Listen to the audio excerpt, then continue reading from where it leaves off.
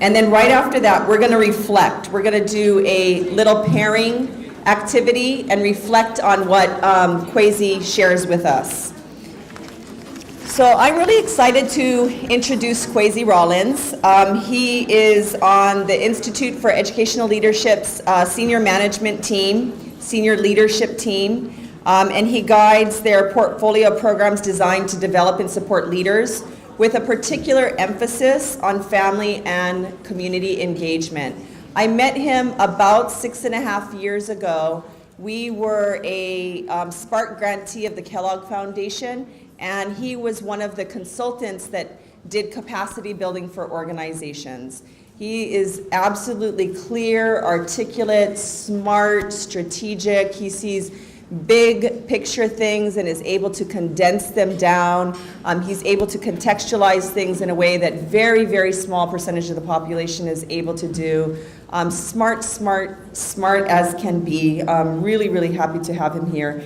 He's in principal leadership and development and support and community-based leadership development as well as at the Institute. His years of experience providing technical assistance and training to local communities and a range of state and county agencies, school districts, local schools, and community-based organizations to improve cross-sector collaboration and service delivery systems supporting education, children, youth, and families. And so working with young people is also a very personal passion of Kwesi's. He has a special expertise in resiliency and youth development and has been recognized as the Big Brother of the Year. Served as VP of Program Services on the Board of Directors for Big Brothers and Big Sisters of the National Capital Area, and he holds an MSW from the University of Maryland School of Social Work, where he was a maternal and child health leadership training fellow. We're blessed to have him. Welcome.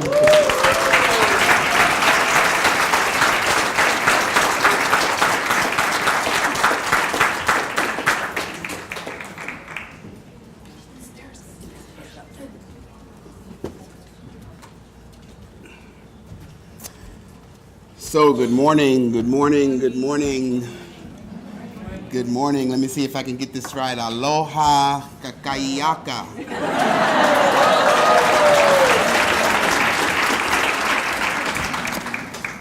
So I did say that right. Wow. So as I listened to Kanoi's introduction, the word big was in there a lot. Because I am big. So that's good. But it's really good to be here. It's a pleasure to be here with you all again. And we're going to go over some information that will be new for some of you, old for a few of you, given that 69% of the folks here today weren't here last year. But we're going to be talking about something that's very important. And there are a lot of issues as we listen to some of the questions that were raised of Superintendent, some of what's going on in all of your communities. Some of those struggles and challenges and et cetera are going on all over the country as more and more communities are experiencing high unemployment and other kinds of economic challenges. And those kinds of challenges often have a pretty bad effect on our young people, on our students, on our keiki. And we've got to do a better job as adults to work on those issues and to make those things kind of go away eventually. So I'm here to talk to you about community schools. One of the most wonderful things about this last 18 months from what I've been hearing, and we had the pleasure to visit a couple of schools since I've been here, is that you guys have really made tremendous progress since last year. You really got focused, you've really been working hard, you've really been trying to embrace these definitions. A community school in many ways is kind of a throwback to the old days when schools were really the center of communities and when teachers and educators really were seen as leaders of the community. And so in that sense, it's not anything necessarily new. Like most of us, we progress to a point and then we realize that we need to go back to some of the old ways in order to pull from some of those strengths. And so that's what a community school really represents. It's a school where the partners from across the community really come together and try to figure out how they can work together and be much more intentional about providing services and supports primarily to students, but also to the community itself. And so community resources are strategically organized to support student services, and there's a focus on the whole child, not just the tested child, not just the bits and pieces of the child, but it's really about full child development, full human development. We can go to the next slide. Oops. So I'm going to show you a little video. For some of you that went to our national conference, you may have seen this before, but it's a very short piece that was developed by students in Oakland. Nurturing and care for the light to shine, their fire to burn, and their sense of wonder to expand. But right now, our country remains divided by predictable patterns, high rates of violence, and a lack of connection. And in the middle of it all, our students are falling through the cracks. Too often, kids come to school in a state that interferes with learning, carrying the baggage of fear, hunger, physical pain, and psychological distress. They don't have opportunities to play and learn after school and in the summer, and college seems like a faraway dream. It's only by coming together as a community that we can create thriving students who will climb to meet their full potential. That's going to take work. It's going to take a change in mindset. We must break the system built on division and build in its place a new model that connects individuals, families, neighborhoods, schools, and other institutions together with the understanding that our fates are linked. This country can only reach its potential if we help our children develop the skills required for success in school, career, and life. The goal is thriving students. The vision is community schools. Community schools are welcoming, fun, and attractive spaces for students and families to use before, during, and after the school day. In this approach, the school acts as the hub of the community, working with public and private partners to serve children, their families, and their neighborhood. Youth development opportunities, health, and social services are not seen as extra or complementary. They are integrated into the fabric of the school as an essential part of its DNA. Every community school responds to local needs, but all community schools provide a safe, healthy, and supportive environment for students. Collaborate with community partners to enhance learning and create enriching opportunities for students. Develop the knowledge and skills needed for students to succeed in college, career, and life. More and more schools and communities across the country are working toward the day when every school is a community school, providing every child with high-quality instruction with a focus on college and career, expanded learning opportunities beyond the school day, health, nutrition, and physical education, and strong family and community engagement. That includes access to crucial family support systems, such as housing, language learning, and employment. The road is long and the work is hard, but it's the most important work there is. Please join us as we work to create a nation full of community schools and thriving students.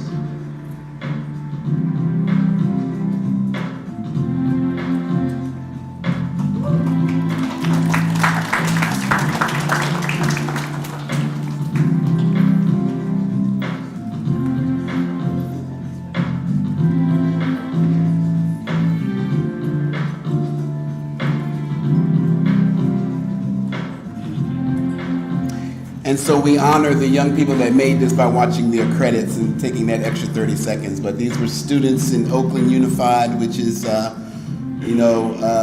attempting to be one of the nation's first full-service community schools districts. And they've had a group that's working very hard. And they said the road is long and the work is hard. And that's true. And I titled this talk, Let's All Paddle Together, and we'll get to that. But you see there's a rowing metaphor there.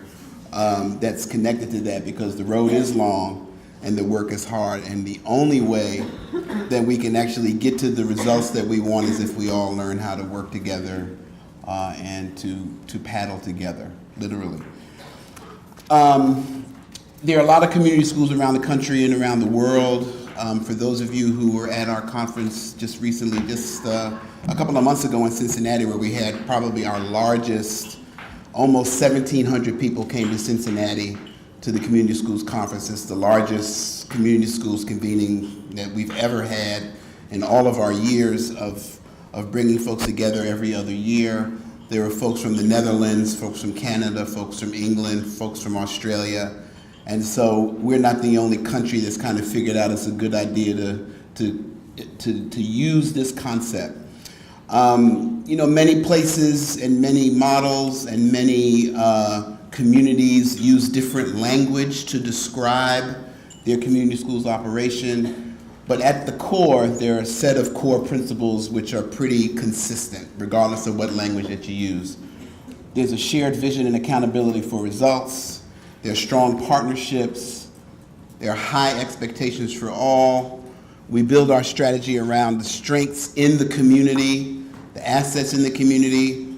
There's a respect for diversity, and there's some kind of local decision-making and some kind of a common table where folks can come together regularly to make decisions, and they're not top-down decisions, but they're really community-wide, cross-sector decisions.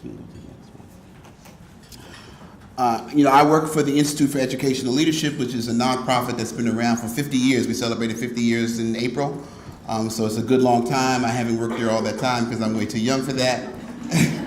Not really. And we are the home for the Coalition for Community Schools. As I mentioned, there are many, many, many community schools models and many iterations of the strategy. You guys are developing your own iteration of the strategy. As you saw in the animated video when they popped up all the places, did you notice that Hawaii was one of those popped up places?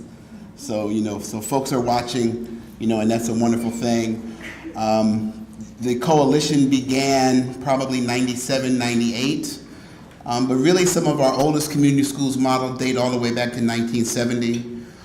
Communities in Schools, which I understand has a presence here in Hawaii, was a model that kind of started in New York City back in 1970, 1971. The Beacon Schools began in 1991, also in New York City. There's been lots of fits and starts with the concept. We were talking the other day about when the Beacons first started in 1991 in New York City, they kind of failed miserably because the powers that be decided that schools were going to become beacons and never talk to the principals. And we all know it's not a good idea not to talk to the principals, right? And so it was kind of a very top-down approach that took in a couple of places, but they tried to start like in 19 schools immediately, and they informed principals, you're going to be a beacon school, and principals said, what's a beacon school? I don't know what that is. I never heard about this before. We didn't have a meeting about it. What does this all mean? So I'm saying all that to say there are lots of different ways to roll out a strategy.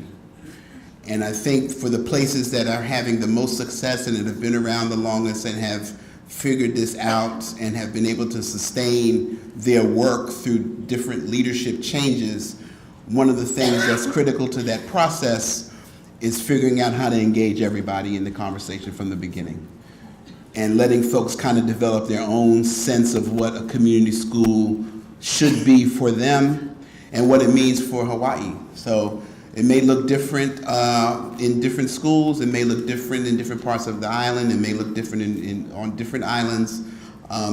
It's a community school because you want it to be, not because anybody else determines that it's going to be. It's not for me to say whether you're a community school or not. I think we can go on. So we were founded. The coalition began, as I said, in about 97, and most of the earliest models, all of the major models were founding members of the Coalition for Community Schools. And our role is not to run community schools.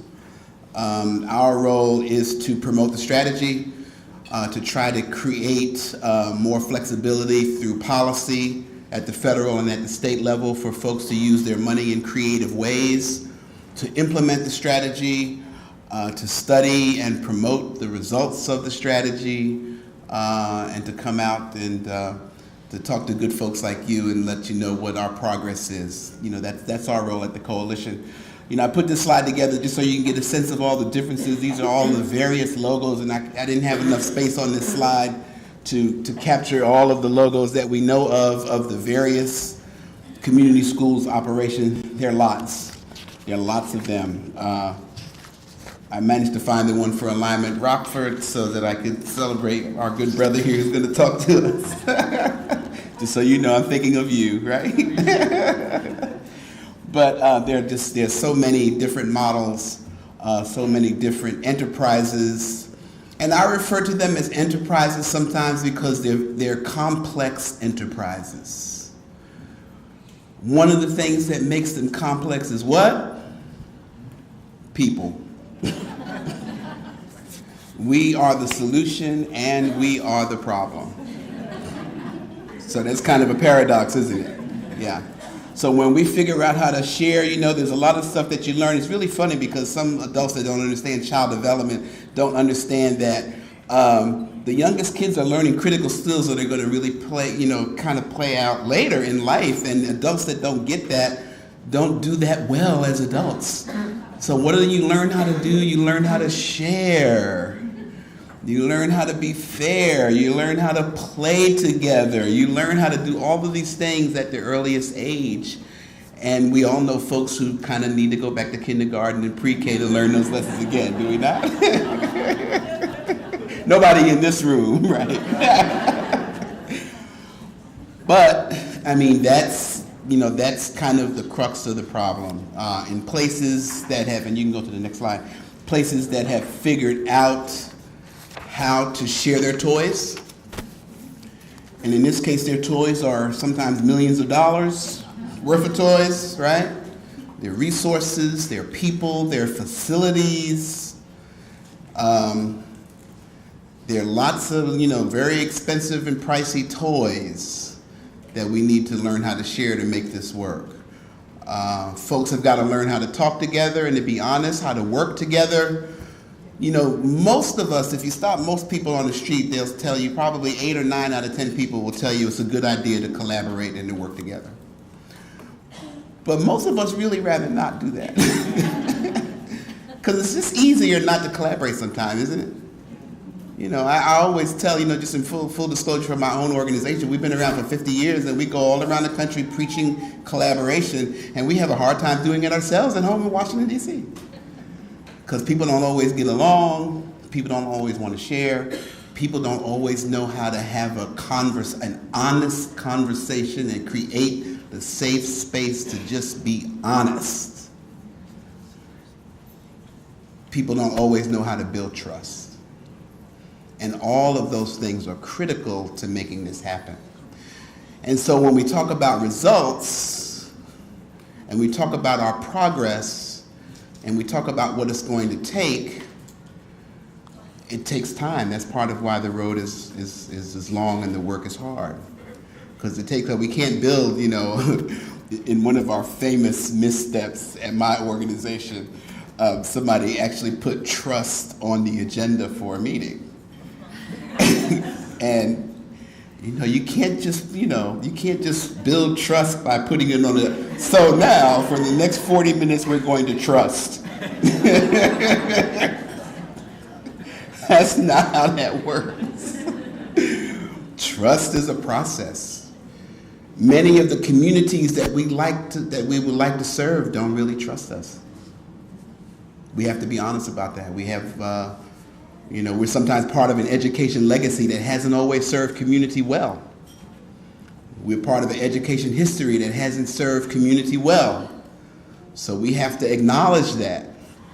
We can't just blow past that because you can't establish relationships in the community. You can't fully engage parents and families and the community. First of all, if you don't think they have assets, if you don't think they have wisdom, if you don't think they bring something to the table other than problems. And so many of us who misstep or can't quite figure out how to connect the community, it's because we kind of come with a superior attitude. We come with a kind of a mentality that really isn't about, let me walk with you on this journey, but let me tell you what to do. And that's one of the biggest reasons why it's hard to engage families and parents, because we really if we're honest, we really want to engage them on our terms, not actually engage them on their terms or everyone's terms. And so that's a challenge. But results, community schools are having lots and lots of results. There was a study that just came out that looked at, it was essentially a comparative analysis of all of the research of the largest models. And again, because there's no one place where all community schools across the world check in and say, here's what we're doing this week, it's hard, and there aren't a lot of studies of all of those operations. It's hard to pull bits and pieces together and to be completely precise, even about the numbers. I mean, we've long estimated that there are 5,000 or 6,000 community schools around the country. This study looked at the 6 largest models and the longest running models and models that actually had evaluation studies done of their work. And of those that they looked at programs that served 1.5 million children in 3,000 community schools. Okay. Just came out by Child Trends. If you're interested in downloading it, you can Google Integrated Student Services Study or go to the Child Trends website.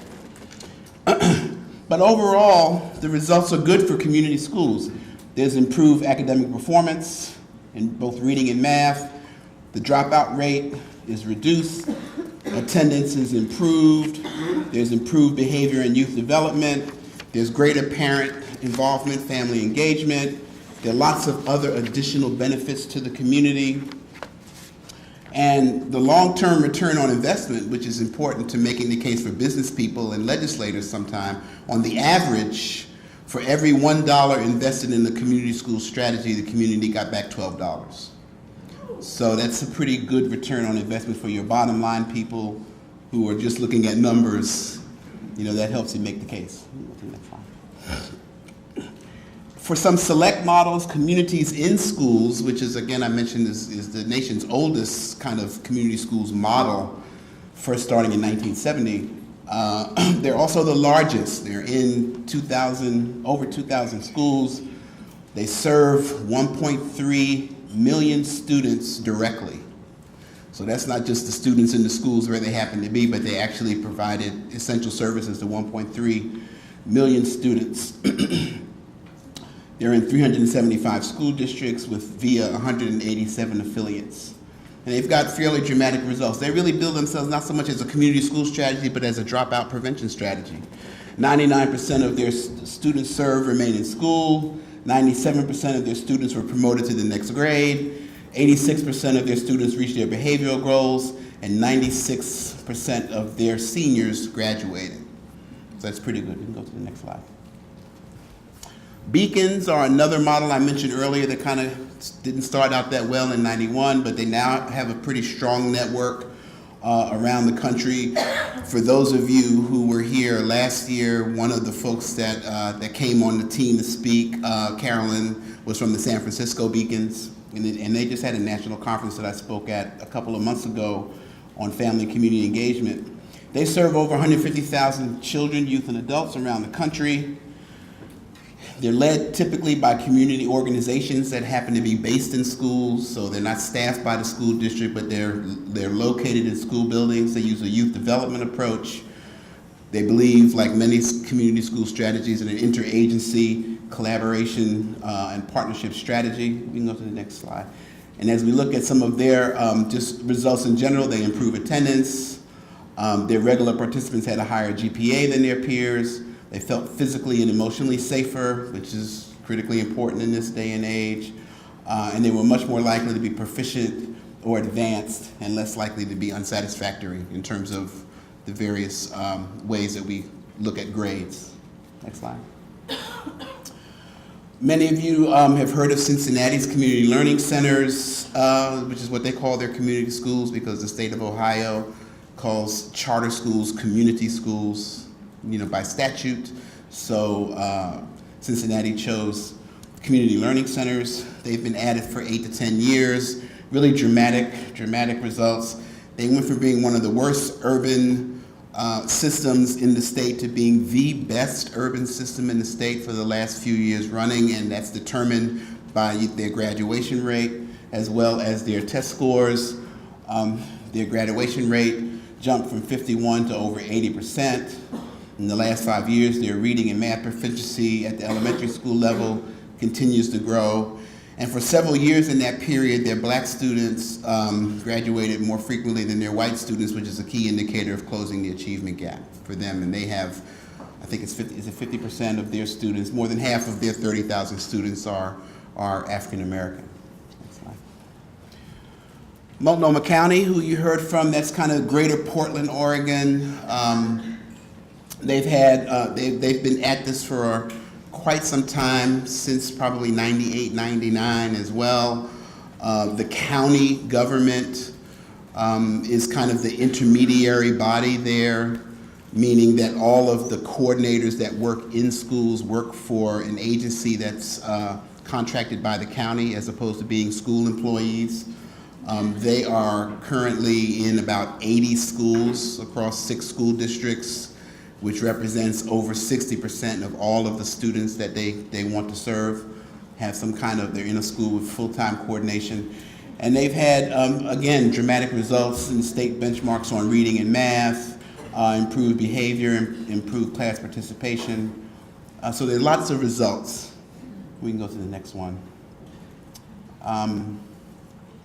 Pitfalls. So these are actually slides from last year, because the same pitfalls. So we don't have new pitfalls for you.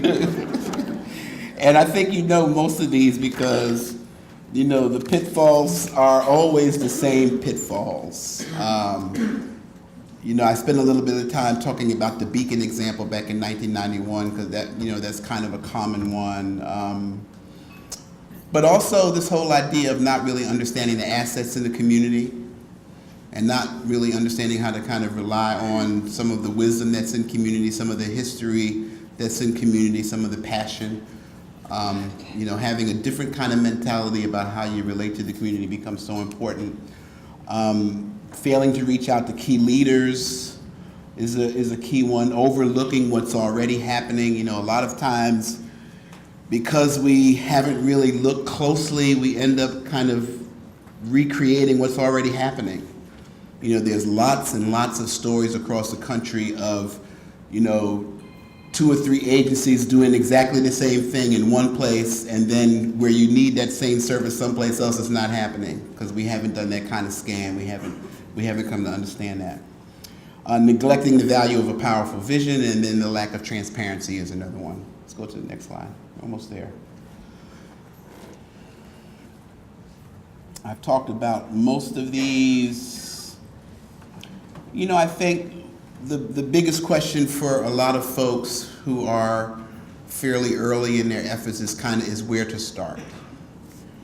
And there's no easy answer there. I mean, you know, there's kind of the Buddhist principle of going where it's open.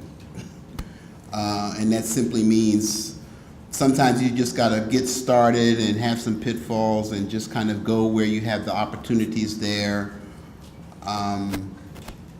As we heard last year, you may, for some of you who were here, we heard from Kamali Academy, did I say that right? Kamali Academy and the Navigator Center, and they just had a lot of passion. They just kind of got started.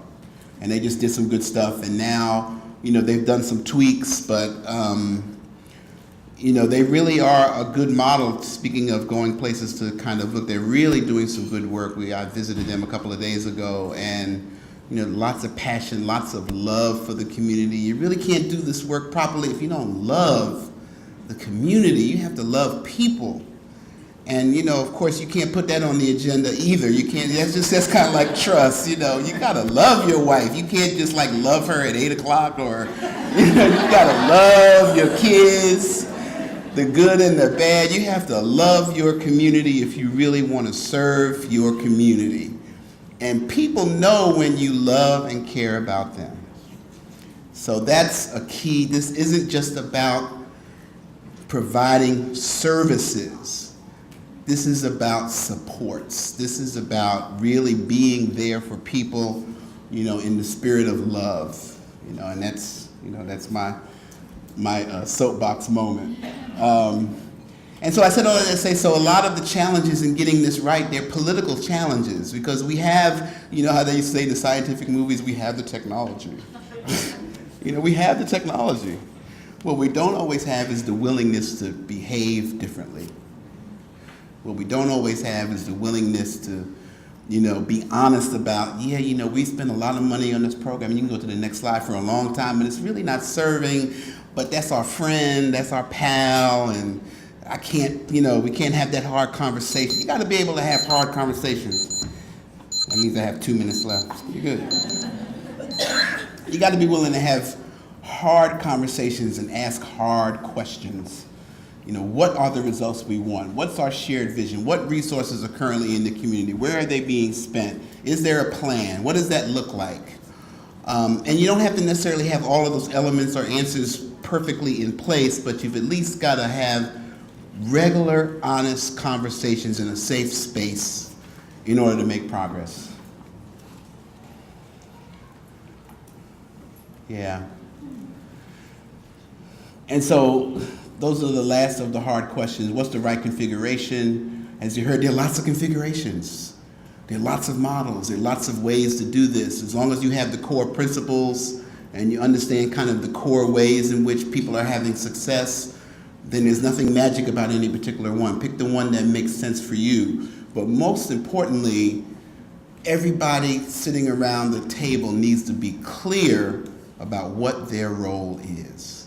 What is my role in this enterprise? Now, last year, a number of principals that came here against their will.